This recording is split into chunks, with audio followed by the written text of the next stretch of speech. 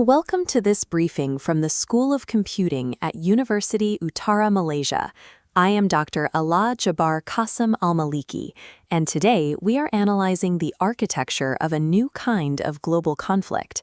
In 2010, the engineers at Iran's Natanz nuclear enrichment facility noticed a catastrophic failure rate in their equipment.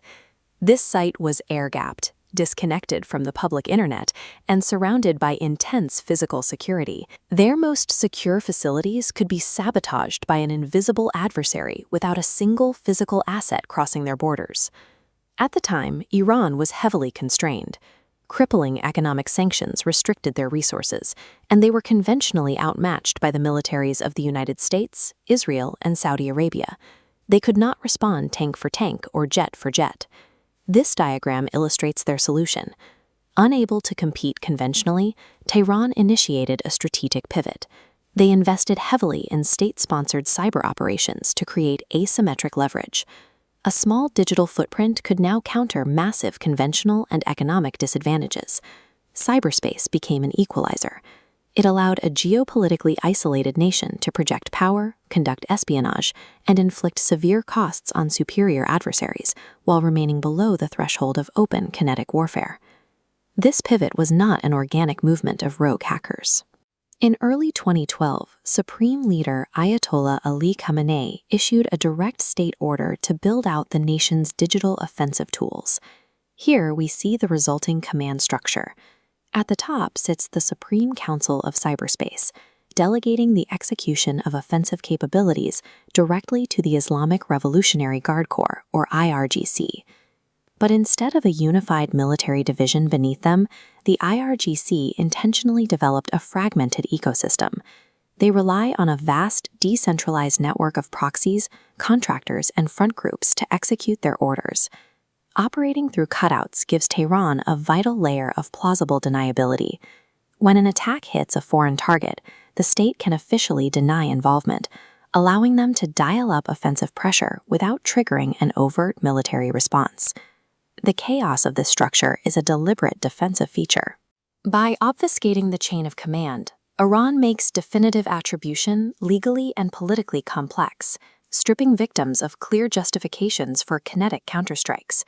This matrix categorizes the different elements of Iran's cyber forces, known as Advanced Persistent Threats, or APTs. Rather than acting as a monolith, these groups are highly specialized. In the first quadrant, we have strategic espionage. Groups like APT-33 act as forward scouts. They map the networks of aerospace and energy sectors, primarily identifying critical systems for potential future disruption. The second quadrant focuses on mass intelligence collection. APT-34, commonly known as oil rig, serves as the workhorse for industrial-scale data theft, persistently targeting government and finance networks across the Middle East. Moving to the third quadrant, the focus shifts to individuals. APT-35 and APT-42 specialize in targeted social engineering. They develop elaborate, long-term fake personas to extract credentials from specific dissidents, academics, and government officials. The fourth quadrant is reserved for destructive sabotage. The operators deploying malware like Shamoon and ZeroClear have no interest in stealing data. Their objective is to permanently wipe systems and destroy infrastructure during periods of peak geopolitical tension. This diversified taxonomy gives Iranian leadership highly specific levers of power. They can deploy subtle, long-term monitoring for intelligence, or unleash immediate digital sabotage to inflict economic damage. Despite the strategic complexity of these groups, their initial entry method is remarkably simple. They rely on human vulnerability, primarily through spear phishing. These are not automated spam blasts. The emails are meticulously crafted to impersonate a trusted colleague or a corporate recruiter offering a lucrative job. The goal is to bypass the network perimeter by tricking an employee into opening a weaponized file. Once inside, these actors deploy their primary post-exploitation strategy, a technique called living off the land. This execution model shows how it works. Instead of downloading custom hacking software that would immediately trigger security alarms, groups like Muddy Water hijack the network's own legitimate administration tools, like Windows PowerShell, to execute their commands. By combining stolen user credentials with these native administrative tools, the attackers blend in perfectly with normal daily network traffic. They can remain inside a compromised system for months without detection. This playbook highlights a clear operational philosophy. Rather than spending millions on complex zero-day exploits, Iran prioritizes stealth, adaptability, and the exploitation of human error. It guarantees a high return on investment for their intelligence agencies. These tactics do not happen in a vacuum. Iranian cyber operations are a direct extension of foreign policy, acting as immediate retaliatory mechanisms against sanctions and regional threats. Against the United States, we have seen a shift from pure intelligence gathering to active probing of critical infrastructure. Front groups like Cyber Avengers have specifically targeted the operational technology managing American water and wastewater systems. These intrusions act as retaliatory signals. When kinetic tensions escalate, such as the 2020 assassination of IRGC Commander Qasem Soleimani, spikes in cyber activity immediately follow, demonstrating a willingness to disrupt essential civilian services. The conflict with Israel is even more direct. In a severe escalation, Iranian-linked hackers breached Israeli water distribution sites, attempting to alter the chlorine levels in the water supply. It was an explicit attempt to move from digital disruption to causing physical harm to civilians. In Saudi Arabia, the objective is economic destabilization. The 2012 Shamoon attack deployed a wiper malware against Saudi Aramco, systematically overriding the master boot records of over 30,000 computers.